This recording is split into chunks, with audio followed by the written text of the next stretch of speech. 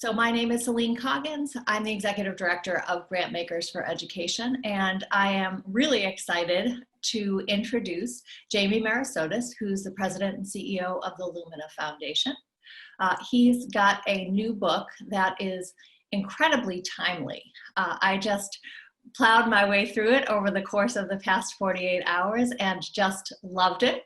I have it right here. I'm going to show you. It doesn't come out until next month, but Human Work in the Age of Smart Machines. It's a follow-up to his book of 2015 called America Needs Talent, and it just really tackles a set of issues that are incredibly pertinent right now. I'll say for my part, it was a trip back to my past as I started to think about the future of work. When I was doing my doctorate, you were required to do a minor in a social science, and I did mine in the sociology of organizations. And so this is what I was thinking about 20 years ago. And I think, this is just such a critical moment as we think about the fabric of society, as we think about the shifting role of the post-secondary experience, and as we think about a knowledge economy. And so, Jamie, I'd love to turn it over to you just to give us an introduction. Tell us about the book and tell us what to expect when everyone can get it in October. Thanks, Celine, and thank you very much. I want to begin by saying thank you for your leadership and the leadership of Grantmakers for Education on our behalf at Lumina Foundation, on behalf of all of the members. This is a very important time in all of our work, and we're very grateful for the leadership that you and your team are showing. So, I wrote this book in part because, I've spent my life at this intersection of learning and work. Some of you may know that most of that's been on the learning side. I've been at Lumina Foundation now 13 years as CEO.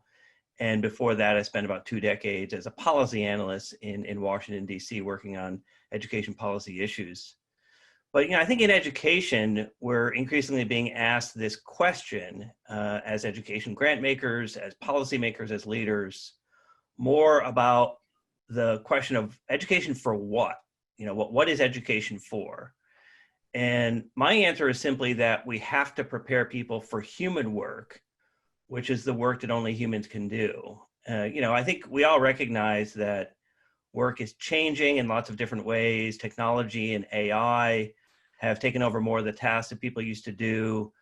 Every newspaper story that you read over the last few years has probably talked about the robots are coming to take our jobs, or no, the robots aren't coming to take our jobs. And my point is that I don't think that's nearly as important as what we need to be thinking about, which is we need to be thinking about the work that only humans can do in this age of smart machines, where the tasks that humans have done are increasingly being performed by these machines. Now, I think we're different than machines in a lot of different ways, but I think the most important thing for us as humans is that work matters to us. People work not only because they get a financial benefit, but also because it gives them things like social mobility and personal satisfaction and, things like meaning and purpose. And so as human workers, we do now, and will even more so in the future, obviously we'll need to make money to support ourselves, but we're also going to be going through this virtuous cycle, I call it in the book, of learning, earning, and serving during the course of their lifetimes, expanding our human potential that allows all of us to make the difference. And the work that we do in education as education grant makers is really to prepare people for this new era of human work and building our human capacities, things like compassion and critical thinking and ethics and interpersonal communication and collaboration. And we're going to have to do this not only in traditional learning contexts like colleges and universities, but we're going to have to do this in our places of employment and in our daily lives. So we're going to have to be thinking more about these new approaches to both formal and informal learning after high school that I think is intentionally developing these human traits and capabilities, while also expanding that capacity for all of us to serve each other as humans. Because at the end of the day, human work is most important when we interact with other humans and serve each other with fidelity and ultimately try to make a difference in the well-being of each other's lives. I'm going to cut right to the chase with with a question that I think is not necessarily on the minds of folks in this room, but we know that this economy has really hard hit many, many people, especially blue collar workers. And so we know there have been a ton of layoffs in this horrible moment in our nation's history. You know, there are worries about the level of economic insecurity, especially for those who are in kind of traditionally blue collar jobs. So is there enough human work to go around? How are you thinking about that? You know, first, I think the answer is absolutely yes. You know, one of the things that I point out in the book is that, you know, these studies that have been done about work and the availability of work have always made this assumption that the technology is going to destroy the jobs rather than create jobs. And one of the things I argue in the book is that historically, technology has actually created more jobs than it's destroyed.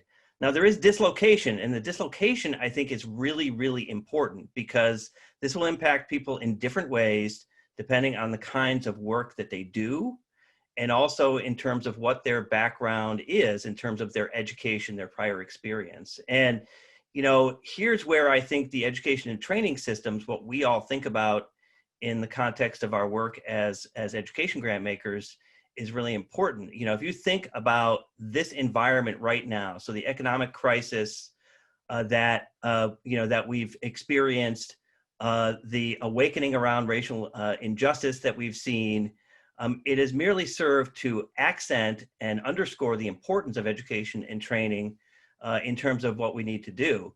So, you know, machines already do a lot of jobs or parts of the jobs that people did before, and they're only getting, better at it. So, you know, one of the things I hope is that the book is a wake-up call that the nature of work is going to change, and that in this economy, we've got to prepare people for that changing nature of work. What it's done is accelerated those change, and we have to take advantage of our human attributes, those things that machines can't do. So that's why we're going to have to fundamentally change, you know, what we do as individuals, as educators, as employers, and as philanthropy leaders, because we really don't have any time to lose. The environment that we're in now and this acceleration is causing many different kinds of dislocation. And I think that disruption and dislocation, again, along with the sort of growing understanding of how deep and wide racial inequity and injustice is, have hit us with a great deal of force. But I see this as an opportunity to actually prepare people for that future and not assume that that future is going to be available to us. That's helpful. I want to take a 1 minute detour just to welcome those who have joined us and let people know that you are welcome to throw questions into the chat. I have a whole bunch and then we'll turn to the audience, but I'll be monitoring the chat and throw in questions as we go. So Jamie, I just want to give you a chance to talk a little bit about the way that you structured this book. So America Needs Talent, very policy focused. How did you think about this piece of work? Yeah, so you know, I think in some ways this book will surprise people because I'm known as the policy nerd who ended up running a national foundation. I spent 2 decades of my life in Washington, D.C., working on policy issues in different contexts, as I mentioned. And you know, America Needs Talent really was focused on issues of policy and how policy in education, policy in immigration, policy in terms of what's happening in urban communities can change. But, you know, this book isn't that, because part of what I wanted to do here was, as I said, to make the argument for the fact that we need to prepare people for what, and the what is human work, the work that only humans can do. And the best way I could figure how to do that is to actually tell the stories about today's workers and try to sort of help speak more broadly about this issue of human work through their stories. So you've read most of the book yourself, Celine, so you know that there's about 24 different people that are featured in this book from a wide array of personal circumstances, from someone who's worked on the line at Cummins Engine Company and who now trains the cobots, they call them, the collaborative robots, to the head of an important center in San Francisco that helps to reduce child abuse and neglect, and how the people who work there are actually trained as human workers to use that compassion, that empathy, those communications skills to actually serve the people that they're serving. So, what I try to do in the book is to say, look, work brings meaning to our lives. It's not just about a job. It's about serving others as well as earning and learning as you go. But, as AI and automation are, basically changing most of the tasks associated with work that are repetitive or that can be reduced to an algorithm, I don't think work is going away, but it's being transformed. So part of what I try to argue in the book is that we have to prepare people for that work that only humans can do by actually preparing people to be more compassionate, more empathetic, more ethical, and to build their critical thinking and analysis skills and their creativity and their interpersonal communication skills that matter. And, again, for our purposes as education grant makers, I think what we need to be thinking about is large scale systemic change where we have a continuous system for developing and deploying quality learning that's going to prepare people for human work in this age of smart machines. So, I think that's where the book has maybe some timeliness, some resonance for our work as education grant makers.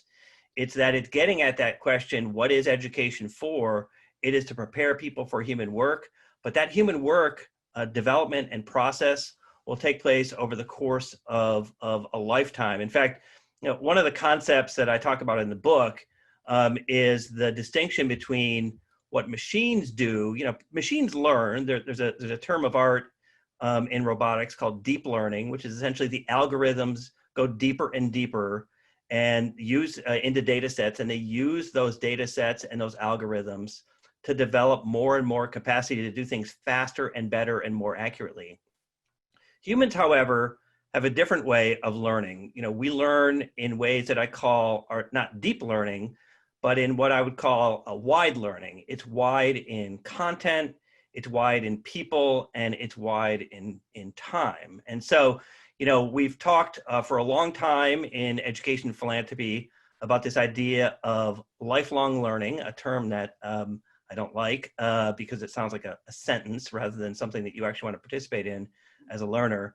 But I think this idea that you learn over the course of your lifetime is really important because it's how we develop our knowledge, skills, and abilities to make sense out of things. And we learn in ways that are wide in terms of the people, because human work has to serve a wide range of people. Their diversity needs to be reflected in terms of race and ethnicity and gender and immigration status and a host of other factors. And so, the human workforce has to reflect the totality of society for all of us to share in the benefits of their human work. And the third dimension of this idea of human work is the content itself. In other words, what we have to learn to be successful in this human work ecosystem represents that wide array of human traits and capabilities that I was talking about.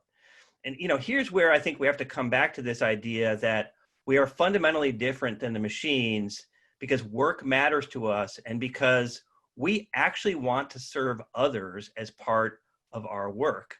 One of the interesting things I found in the research for the book is that even for the lowest wage workers, they are willing to give up money for meaning. In other words, people actually want to get something and feel like they're contributing to part of a greater whole as human workers. And so as we think about wide learning and as we think about this virtuous cycle of earning, learning, and serving others, we have to understand that they happen together and that everyone has to have the opportunity to do them. Say a little bit more about this notion. You talk about it in the book compellingly as the dignity of work. We're at a time when we have catastrophically high unemployment, when there are a lot of people in this country thinking about and feeling insecure about the future they're heading into. How should we as a society, how should we in philanthropy thinking about serving these systems tap into this notion of the dignity of work? Yeah, it's incredibly important because I think as human workers, we have to understand that work has meaning for us in ways that it never will for the machines. The machines can do many of the tasks that humans do as workers better, faster, cheaper than humans can do. But here I think the dignity of work comes down to our ability to interact with each other. And it is human interaction that's really important when it comes to human work. In fact, what we know, what the AI scientists and roboticists told me in my research for this book is that humans understand things like subtlety and nuance and an ability to be compassionate and to understand how we're interacting with others in our work. That's incredibly important, and that makes a real difference in terms of what we are doing in terms of our daily work lives.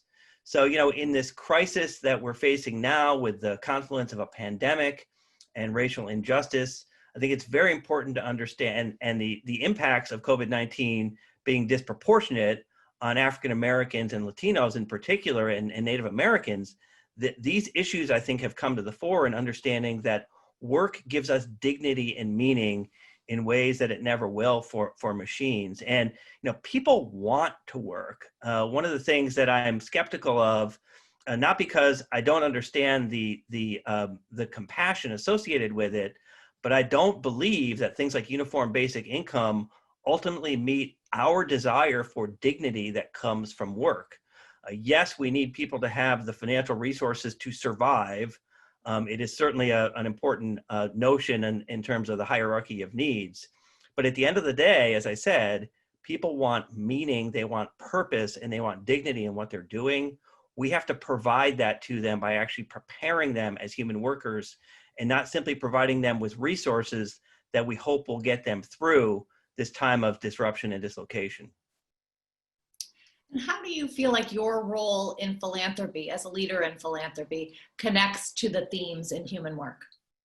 Well, so, I think here, both as the leader of a national foundation and as foundations broadly, meaning all of us who are members of this organization, we have, a lot of tools at our disposal that I think we have to deploy. And so, one of the things that I think is important to note is that as philanthropic organizations, we have certain capacities that others don't have. And again, I mean that both in terms of our abilities as foundations, but also our abilities as leaders to do this work. And, one of the things that I think we are uniquely qualified to do as foundations, tackling these big challenges when it comes to human work and the context of racial injustice and the global pandemic that we're facing now. One of the big things that we have the capacity to do that others don't is to take risk that's really, key to true innovation. So, one of the things I've tried to contrast our role with is with, say, policymakers or maybe even corporations. So, if you're a politician, you might actually know what needs to change, but you might be constrained by doing that because of the fact that you're afraid of getting voted out of office. You don't want to lose your job. Or in the corporate sector, you might understand what needs to be done, but you may not be willing to take that risk because shareholders might revolt. So philanthropy's got this capacity to take risks that others can't because we have independent assets, but also because we have a different accountability structure that is aimed at producing these sort of longer term substantive results. We also have this capacity in philanthropy to act with a sort of longer view. We are less focused on immediate results. Organizations that operate on these annual budget cycles, again, governments, corporations, for example, might not be able to invest in building new capacities that are going to help pay off in the long term. And, Lumina Foundation, we're very proud of the fact that since 2008, we've been focused on this time-limited quantitative goal, 60% of Americans achieving a high-quality post-secondary credential by 2025 in order to prepare people for informed citizenship and for success in the global economy. Well, we can do that because we have the capacity, both the financial and the governance capacity, to take that longer-term view. We also have the ability to do something, and this in particular comes back to our role as leaders in foundations, to bring people together. We have to explain to people all the time outside of philanthropy that we don't actually have as much money as they think we do. Our economic capacity is, 1/10 of 1% of what government and private capital markets can do when you add up all the money. But what we do have is the ability to influence others, and that ability to influence others by convening them, by using bully pulpits like what I'm doing in writing a book or publishing op-eds or what have you, that gives us this capacity to leverage change that I think is substantial. And so for those reasons, I think we are uniquely situated in philanthropy to address these challenges of human work. And again, more broadly, to deal with this environment within which human work is being accented when we see what the effects are of things like the pandemic and the awakening around racial injustice. Nice. Well, I love it when we get lots of questions, and we already have lots of questions. I'm going to take these slightly out of order because you were just talking about yourself and your role in philanthropy as a means of helping others think about theirs. And so I'm going to take a question from Lisa Bocciadi. I hope I didn't botch her last name. Please talk more about your transition from policymaker to nonprofit management. How has it helped you see things differently? What did you learn there that you've applied now? Yeah, well, first of all, I was in nonprofit management before, so I ran a think tank in DC for 14 years, and I did work in government before that. So I've lived at this intersection of learning, post-secondary learning, philanthropy, and public policy for a long time. One of the things that I learned, I think, from the policy perspective that's been useful to me in my role in leading Lumina is that systems change is possible when lots of different actors focus on systems change. One of the humbling things you learn working in public policy is that government may have a lot of resources, but it does not have the capacity to create the long-term change on its own that's needed to move the needle when it comes to social progress. And in philanthropy, we've got the capacity to focus on systems change. We don't always do that, unfortunately, in philanthropy, but when we do it, I think that we see great results. And, so historically, we've seen things like the ways in which the Ford Foundation, for example, focused on LGBT rights and how important that was to sort of turning the corner when it came to gay marriage and other issues, or the ways in which foundations like the Robert Wood Johnson Foundation have fundamentally changed how we think about healthcare in this country. So the ability to see our role as long-term change agents working with, but also independently from public policy is incredibly important. And, what I learned when I came to Lumina is that we can leverage large-scale change in different ways that government can, partly by working with government. Lumina works particularly quite substantially with state governments in trying to get to our 60% attainment goal. But we also think that we've got to change the capacity of the system to change the conditions on the ground that will leverage the change that's necessary. Really interesting your point about systems change. And I think we see lots of funders right now talking about systems change, systems alignment, recognizing that this disruptive moment could have silver linings down the road if we act now. I hear funders looking for entry points. We have many working on racial and social justice. Separately and together, we have many working on post-secondary and workforce, among other things. So what systems should we prioritize? In our case, in the, I will call it the education and training world, Celine, I think there's a lot that we need to change. Lumina just issued a new strategic plan this week, a new plan that we call our closing argument on the 2025 goal. It's worth underscoring the fact that when we started in 2008, 38% of Americans had a college degree. In 2018, the last year for which we have data, we now know that 51% have a degree, certificate, or certification. So some of that is because we can count better, But in fact, a substantial part of that is because we've actually increased attainment. We've increased attainment so that 12 million more Americans today have a post-secondary credential than did in 2008. And one of the things that I think has made that happen is that we focused on this idea of systemic change. So the systems that need to change cut across all of the dimensions that we've been talking about. It includes the fact that we've got to change what's happening in the learning enterprise. In other words, in the providers of learning, in the schools, in the colleges, in the workforce organizations. That's one level. We've got to change the systems within which they are funded and supported through governments, through corporate programs, through individual giving. That's really important. And we frankly have to change the systems within which the work that we do in education ultimately serves the greater good. In other words, back to my book, this notion that we're preparing people for human work, in other words, what society gets from us, those systems also have to change. Because at the end of the day, what we need to do as humans is improve our well-being, our shared prosperity as humans. And I think the best way to do that is to have this virtuous cycle of learning, earning, and serving over the course of a lifetime that prepares people and continues to propel them in a human work environment. And in order to do that, we've got to change those systems within which people are learning, within which people are earning, and within which people are serving others in terms of their desire for meaning and purpose. Great. I'm going to go to a question from Teresa Jacks.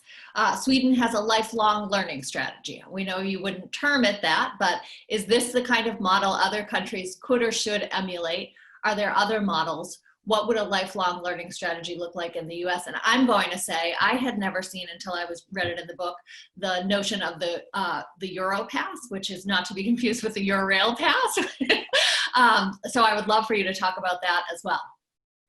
Yeah, in fact, exactly. So there are many cases around the world, and the Europass is a good example, where there's a sort of interoperability is the way to think about the system, right? So that, and Sweden has a probably more sophisticated model of what we're talking about in terms of the lifelong learning.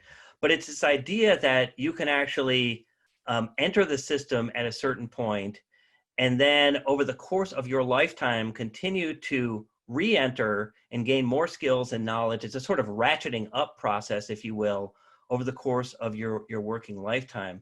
I think that is exactly the kind of model that we need to have in place.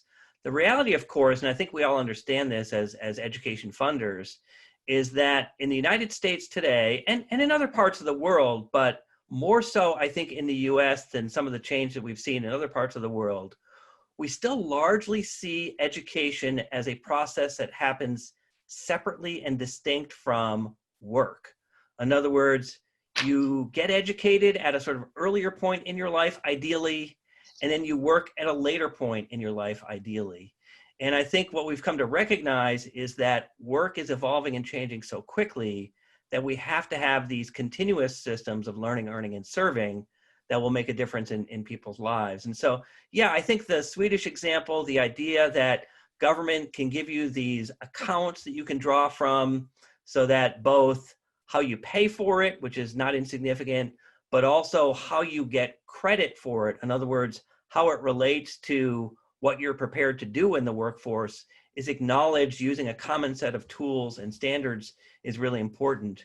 One small advertisement for Lumina's work here. So we've supported the creation of something called Credential Engine, which is essentially an effort to create some level of harmony and understanding across all of the different kinds of credentials that are being issued, licenses, workforce credentials, degrees, certificates, certifications, et cetera, so that they actually speak a common language and so that people can understand what's behind them, but also so that the labor market and employers and policymakers also understand what's behind them, so that over the course of your lifetime, you can work and learn as a worker learner over the course of your lifetime and actually continue to receive benefits in that ratcheting up process over time.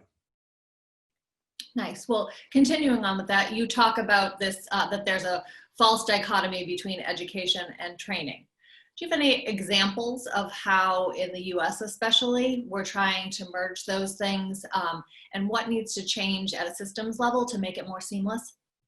Yeah, I think the place where we see it most clearly is in community colleges, right? Community colleges clearly have in their sights the fact that they are preparing people for work and for life. And I will argue here that 4-year higher education has gotten better at this than maybe it has been historically, but you see it most clearly in the missions of community colleges and the way that they play out. Now, community colleges have other challenges. I think we all understand this, which is that their success rates aren't high enough to meet the demand for talent that we have in American society. It's one of the reasons why Lumina Foundation is so heavily focused in our new strategic plan on short-term credentials and associate degrees, because we think, again, with the sort of undercurrents of the pandemic in particular, that people who are being knocked out of these jobs, out of these employment contexts, are, as a first order of business, likely to want to enter a learning pathway where they can get a shorter term credential that gets them back into the labor force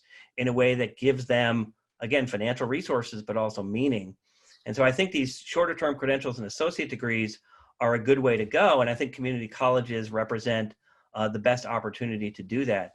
But, I think that part of what's going to have to change there is that we're going to need to understand that all learning systems are places where you need to develop content specific knowledge, skills, and abilities, and generalizable knowledge, skills, and abilities. So in other words, if you're in a program, you want to learn something about graphic design, or you want to learn something about chemistry, you've got to learn the content, but you've also got to learn all of those human things, the critical thinking and the problem solving, and develop those human traits and capabilities that I talk about in the book in order to make you successful in work and in life.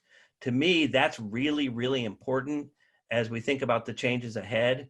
And, that's where I think, in our case at Lumina, we're going to be focusing heavily on this space where community colleges are doing more and probably need to do even more than they are now when it comes to the workforce side of the equation, because ultimately they're crossing that divide between preparing people for work and for life. I thought that was interesting when you wrote about that our traditional education systems don't do a good job of preparing people for the human work. And I started to think about my own kids who are heading off to college soon and thinking like, I don't want to pay for a class in the kind of quote unquote soft skills, and so how do you navigate that? There probably is some level of resistance. Yeah, you mentioned that I don't like the term a lifelong learning, as I said, because I think from the consumer perspective, it sounds like a sentence. It sounds great to the educators because it means you have customers forever, but from the consumer perspective, it doesn't sound very good. I'm also not sure that this idea that soft skills are what we're talking about is the right way to characterize this. These are human skills. In fact, some people have called them power skills because, in fact, it's what employers say they need the most. Oftentimes, employers say, we can give people the content, right? So we can teach them some of the things that maybe they need to learn from a content perspective, but they really need to know how to collaborate. They really need to know how to work in a team, how to communicate, how to understand that the decisions that they're making have ethical implications. Those are the things that are much harder for the employers to imbue in learners, and where I think, in the case of your kids, the colleges and universities are probably better equipped to do that. But because the outcomes don't seem as concrete, I think it's harder to make the case for it. But at the end of the day, it is in fact what employers say they desire most, is those human traits and capabilities that allow people to be effective over the long term. The content, the specific content associated with the job will change because technology is changing what's happening. It doesn't matter whether you're in accounting or you're working on a manufacturing line or whatever it may be, the content is going to continue to change. But your ability to be more effective, more compassionate, more of a critical thinker, is also going to have to change and improve. And those are the things that the employers say are often missing when people first show up in their places of employment. Well, and back to your point about education and training needing to be integrated. So I've got a question from Rob Garris. Can you say more about higher education and education in general can better prepare students for both work and life outside work? So for example, for engagement as citizens. And your book does tackle that. So I want to say plug for reading the book, because you do go as broad as society and democratic participation. And so go for it. Yeah, I think, look, we have to prepare people for the world that they are going to live in, not the world that we wish they were living in. And so I think it's really important to prepare people for that reality. Part of what I get into in the book is the fact that human work has a strong connection to not only to our desire for meaning and serving others, but in fact to democracy and our democratic systems and way of life. One of the things about the rise that we've seen in authoritarianism around the world is that, authoritarianism is really, at the end of the day, about conformity. It is about aligning with the view of the authoritarian leader and what he or she believes is what is best for the country. Oftentimes, it's what is best for him or her. But what we know about education is that education is often the strongest bulwark against authoritarianism. And the reason is that as we develop our human traits and capabilities, we are more focused on democratic systems and ideals. We are more interested in actually being able to serve others, to be compassionate, to understand that we are cogs in a great cosmic machine, and that we have to actually serve each other's needs, not just our own needs. And so, I think it's really important to understand that preparing people for this future of human work is not just about what we're going to do that earning. It's also going to be how we serve each other as humans. There's a study that I mentioned in the book called the World Values Survey. It's conducted annually in more than a dozen countries around the world that looks at these questions about people's views about an array of topics. And one of the things the World Values Survey has shown over time is that people with lower levels of education are more likely to support so-called strong leaders. They're actually much more likely to say that military rule is a good thing for my country than people who have higher levels of education. Interestingly, that is as true in the United States as it is in any other country in the world. So one of the things that I think we need to focus on at this moment of political, economic, and social crisis is focusing on education, focusing on higher education as a way of supporting, maybe buttressing our system of democracy at a time of great risk. We are at great risk as a society. I don't think anyone can question that point. We've seen an erosion of civil liberties. We've seen an erosion in terms of our freedom of the press and other issues that I think are so important to our democratic system and way of life. Education, post-secondary education in particular, is critical to pushing back on that. I want to encourage folks to throw their questions in. These have been great questions so far. I'm going to turn to maybe, I think, a logical but also maybe controversial statement that's in your book. The time has come to commit to universal learning beyond high school. What does that mean to you? So this idea of universal learning, it's certainly not a term that I invented. Lots of people have talked about universal learning. It's this idea that we have to move away from a model of hierarchy in learning. Universal learning has to be predicated on the idea that all people are capable of learning, and that we as a society must invest in making sure that learning is available for all. And by all, I mean all. We need to make sure that from the American perspective, we are focused tightly on closing those very wide gaps in racial equity, those unacceptable levels of inequity and injustice that we see when it comes to African American, Latino, and Native American educational attainment. That's really, really important. Universal learning also means that people should be able to learn wherever they are, so that it is not something that is geographically constrained. Here, interestingly, I think we can argue, we can maybe agree to disagree on this, but I think the pandemic has actually shown us some evidence about what is possible. It's also shown us limitations. I will concede that point, but it's shown us what's possible about using technology to help create more of a level playing field when it's done with fidelity and a high quality. So I think making learning available to all wherever you are is really important. And I think universal learning also means, back to the notion of the prior question, that you've got to do it continuously over the course of a person's life. And so making sure that we provide people with those wide learning capacities, widen content, widen people, and widen time is really essential.